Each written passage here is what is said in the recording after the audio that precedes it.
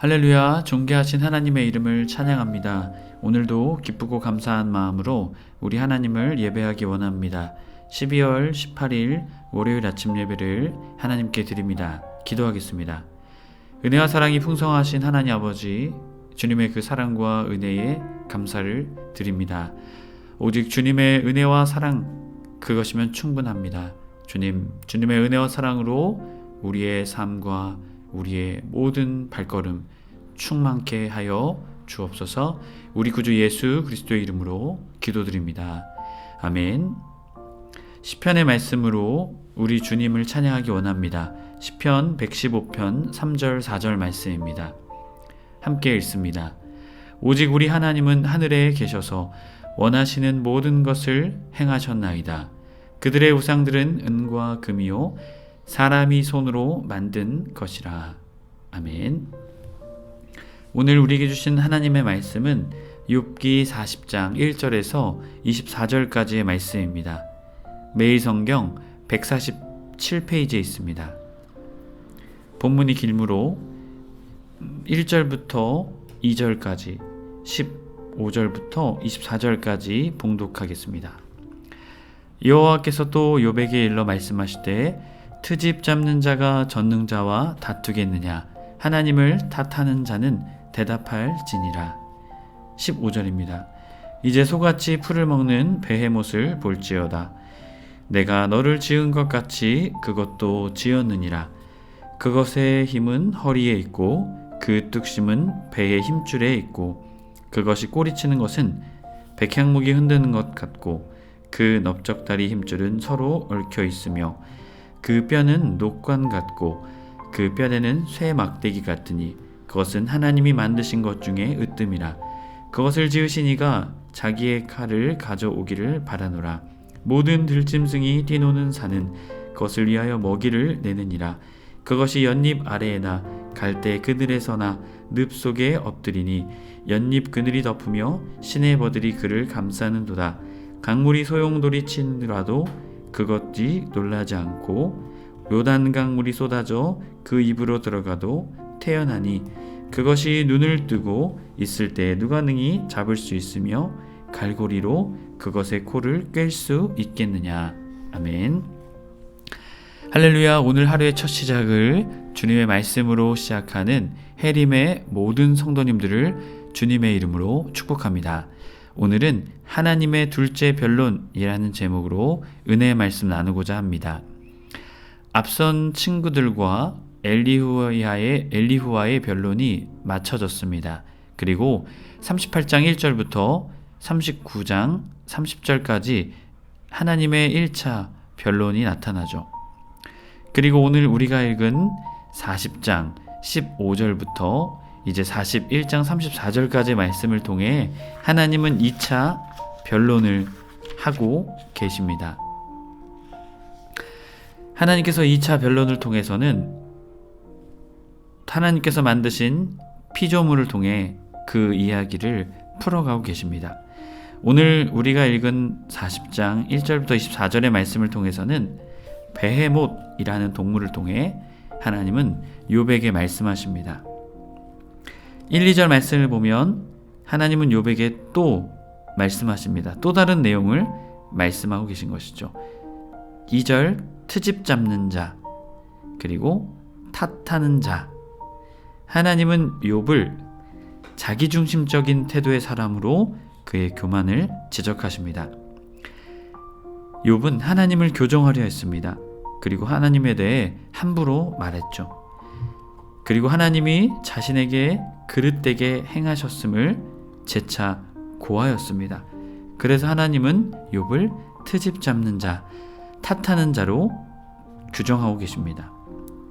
이어지는 3절부터 5절까지 말씀을 통해서는 욥의 첫 응답이 나타나죠. 그 첫 응답은 무엇입니까? 침묵입니다. 4절 비천하오니 내 입을 가릴 뿐이로소이다. 자신의 비천과 무지함, 그것을 강조하며 함부로 말한 것을 뉘우치며 표현하죠. 하지만 진정한 뉘우침이라고 볼 수는 없습니다. 그렇게 하나님은 지속적인 말씀을 통해 욥이 그것을 진정으로 깨닫고 회개하고 그것을 깨닫고 믿기를 원하시는 모습을 우리에게 보여줍니다. 하나님의 절대 주권, 그것을 말씀하고 계신 것이죠. 특별히 이것을 보게 되면 5절 내가 한번 말하였사온즉 다시는 더 대답하지 아니하겠나이다. 어찌 보면 인간의 양면성을 보여주고 있죠. 침묵하겠다. 앞에서는 하나님을 향해 그렇게 말했지만 돌이켜보니 이제는 침묵하겠다. 철저히 자신을 하나님 앞에서 부정하며 하나님의 책망을 듣는 욥의 모습을 보여주고 있습니다. 이어지는 6절부터 14절의 말, 자기의 주장을 위해서 하나님의 의에 대해서 이의 제기한 이 욥을 하나님은 책망하십니다. 6절 여호와께서 폭풍우 가운데 욥에게 일러 말씀하시되 너는 대장부처럼 허리를 묶고 내가 네게 묻으니 내게 대답할지라. 자, 하나님께서는 맞서 볼 테면 맞서 봐라 라고 욥에게 말씀하고 계신 것이죠. 욥이 자신을 어떻게 해요? 낮춰라. 넌 대장부가 아니지. 낮춰라 말씀하고 계신 것입니다. 27장 5절의 말씀은 자신의 의와 순전함을 어떻게 해요? 드러내기 위해서 꼿꼿이 자신을 세웠던 욥의 모습을 보여줍니다.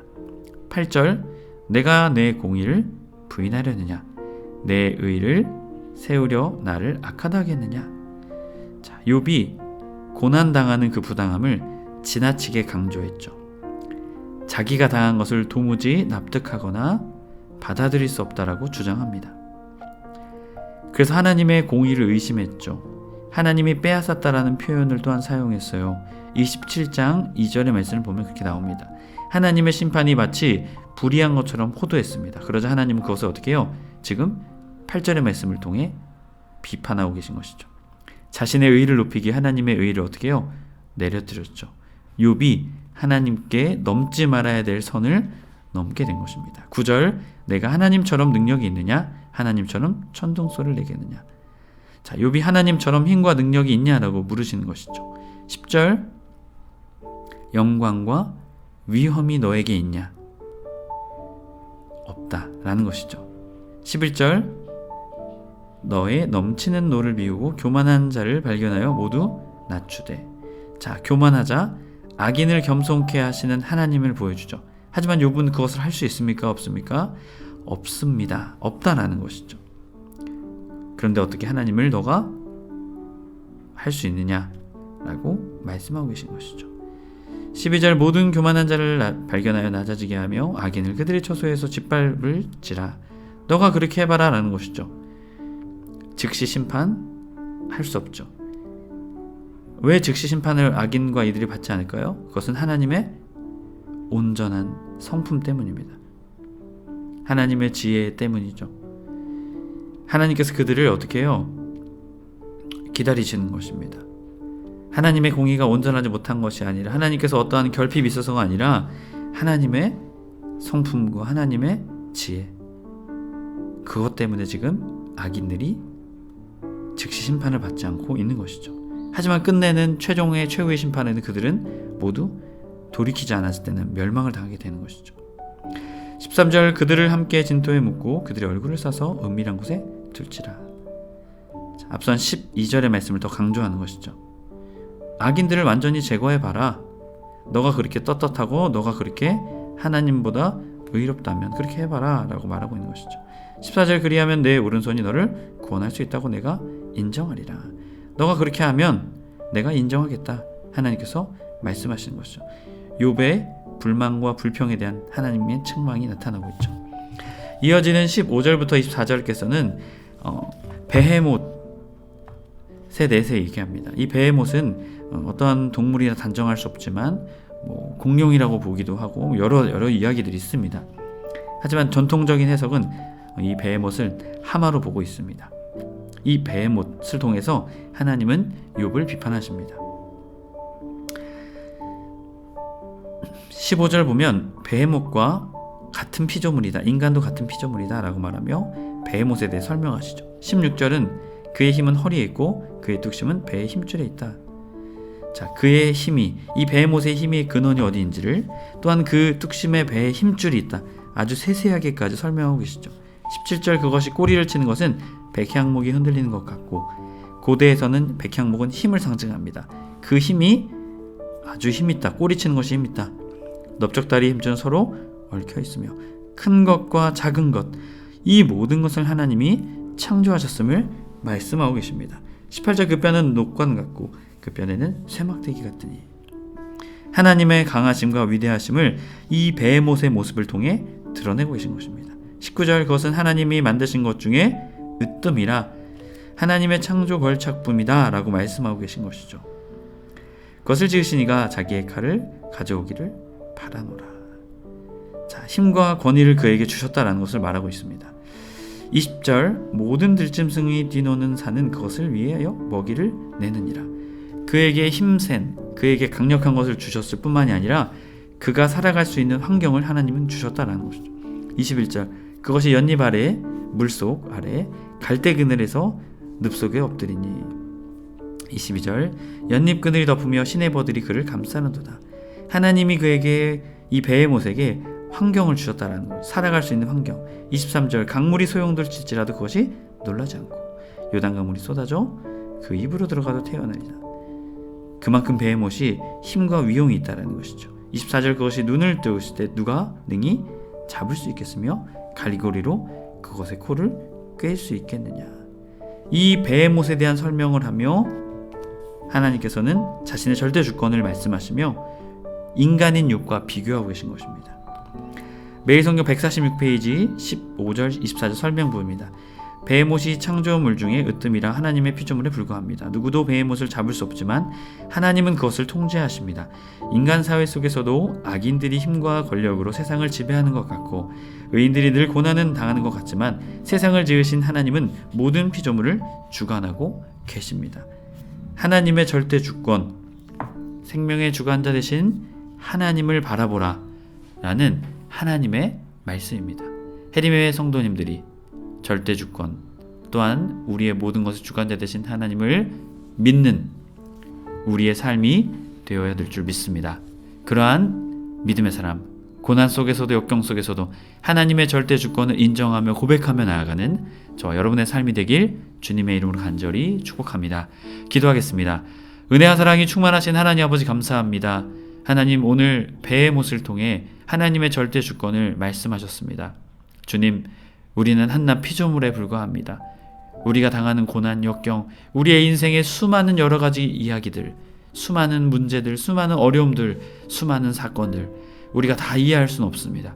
하지만 우리가 기억해야 할 것, 그것은 그 가운데서도 하나님의 절대 주권과 섭리가 있다는 것입니다.